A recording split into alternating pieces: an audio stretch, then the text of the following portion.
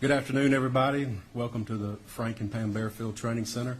I'm Captain Keith Sescaliba with the Hoover Police Department, and we're here today to provide you with the latest update in the Carlee Russell investigation. Joining me at the podium today will be Police Chief Durgis, followed by Alabama Attorney General Steve Marshall. Chief Durgis will make a prepared statement.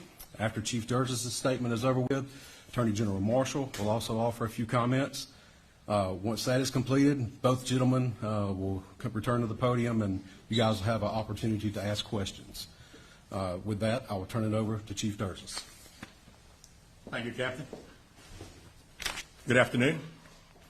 Earlier today, Hoover police detectives obtained warrants for the arrest of Carlee Russell through the Hoover Municipal Court for her actions related to faking her kidnapping and subsequently making false statements to detectives as they investigated this case. Her decisions that night created panic and alarm for the citizens of our city and even across the nation as the concern grew that a kidnapper was on the loose using a small child as bait. Numerous law enforcement agencies, both local and federal, began working tirelessly not only to bring Carlee home to her family, but locate a kidnapper that we know now never existed. Many private citizens volunteered their time and energy into looking for a potential kidnapping victim that we know now was never in any danger. This story opened wounds for families whose loved ones really were victims of kidnappings, some of which even helped organize searches in hopes they could find Carlee's alive so her family would not experience the pain and suffering that they felt when their loved ones never returned home. As we know, actions can have consequences, and that's why we're here today. This afternoon, Carlee Russell, with the assistance of her attorney, turned herself into the Hoover City Jail, where she was arrested for the following charges: false reporting to law enforcement authorities, Class A misdemeanor, $1,000 bond; falsely reporting an incident, a Class A misdemeanor with a $1,000 bond. Each of these charges carry up to a year in jail and potential fine of $6,000 upon conviction. Ms. Russell was released from jail after posting bond. We initially presented this case to District Attorney Lenise Washington, who agreed to handle prosecution through district court. After consulting with the Circuit Court of Jefferson County Bessemer Division, the case was referred back to municipal court for charging because the only applicable charges were misdemeanors.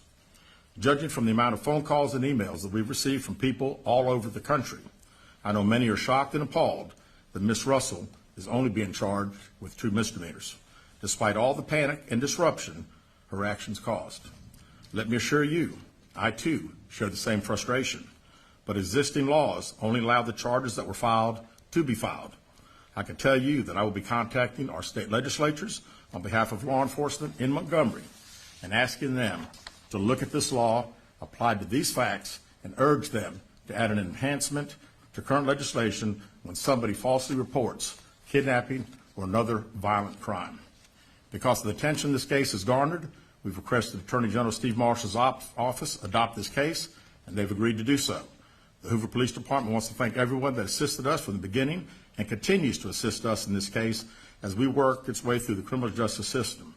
Joining me at the podium today is the State of Alabama Attorney General Steve Marshall.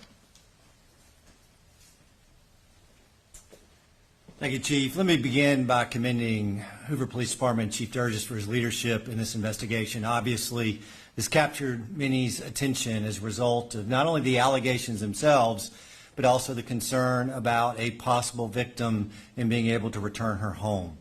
The work that was done by the Hoover Police Department was monumental in its lift, and the results of that work you are seeing come to fruition today with the charges that have been levied. I also want to commend the many other men and women of both state and federal law enforcement for their work collaboratively with the Hoover Police Department in assisting in this investigation. Chief, appreciate the opportunity to be able to partner with you in this prosecution. We will dedicate a team to be able to help the city of Hoover in handling these 2 individual charges and look forward to bringing this case to fruition. One thing I would add is that we don't see this as a victimless crime. There are significant hours spent, resources expended as a result of this investigation, and not only that, but the many men and women who are civilians that wore those yellow vests on a hot afternoon and evening looking for someone they thought was abducted, trying to be of assistance. We intend to fully prosecute this case and look forward to working with the Hoover Police Department moving forward. We also would tell you that we will continue to monitor this investigation to determine whether or not there are any additional charges that need to be brought, and we'll evaluate those as the facts are presented. Thank you. All right, at this time, we'll open the floor to questions. If you'll please raise your hand and identify yourself and your affiliation when I call on you. David. David Lamb, CBS 42. This question for Mr. Attorney General.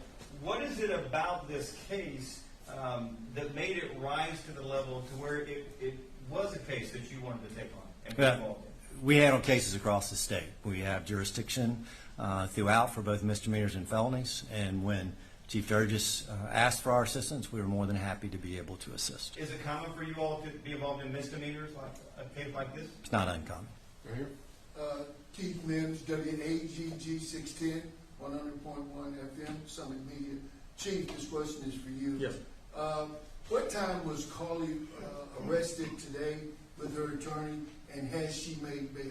She has. She was processed in our facility within the past hour.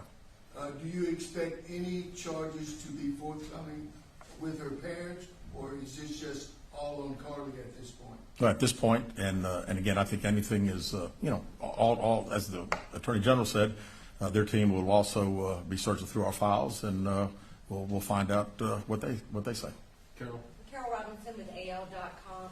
Have you, since we spoke last in the press conference, been able to retrace where she was during the 49 hours she was missing, and have you determined if she was with anyone else during that time? We have not found anything out on either one of your two questions. Right here. Valerie Bell, ABC 3340 News. Has there been any decision about a possible civil suit against Carlee and or her family? Also, what impact would this have on Hoover Police Department filing a suit have on the criminal case as well? Yeah, we have not discussed that. Of course, we talked about the hours of overtime and all the significant resources that we used. And we'll certainly be talking to the Attorney General's office about possibly getting some of those funds returned to us. Lisa Crane, WBTN 13. In an earlier press conference, you outlined some items she had taken from her employer. Any potential theft charges for that? Those would have taken place in another jurisdiction, so we would not have charges ourselves. Ajane Robinson, WBRC. Chief, do you mind repeating those charges and fines one more time for us? Sure.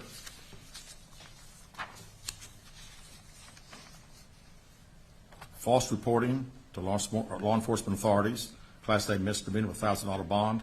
Falsely reporting an incident, a Class A misdemeanor with a $1,000 bond.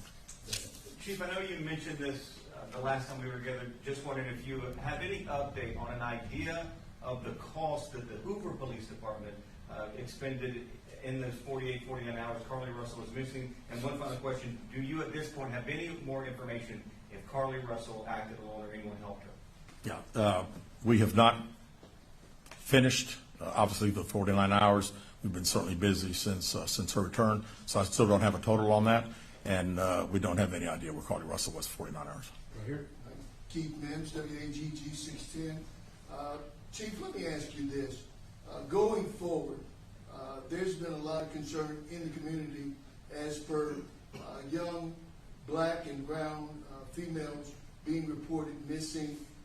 Would Hoover and other agencies have the same fervor going forward as they did with the case with Carlee Russell? Absolutely. This, as I said initially, our focus was bringing Carlee home, and she got home. And then our focus has been to find out if there was a kidnapping. We find out there's not. We work every case like all other law enforcement does, so I don't have any concern anywhere that would be an issue. And can I echo what Chief said? I've been in law enforcement for 27 years. Yes, sir. No law enforcement throughout this state. I've never seen anybody interested in the color of your skin in investigating a criminal case. And I expect, regardless of your gender, your race, and when that report is filed, that Alabama law enforcement is going to do its job. Valerie Bell, ABC 3340. What was her emotional state when she arrived to the jail today, and is she seeking any help at this point in time? I was not there, so I really can't tell you exactly, and I really don't know anything else. All right, last question. Ajane Robinson, WBRC. Chief, what are next steps after this? What is going to happen next? Well, right now, the Attorney General's office attorneys will start dealing with our detectives and going through case files and preparing prosecution, I presume. Thank you guys very much. Will y'all be releasing a mugshot?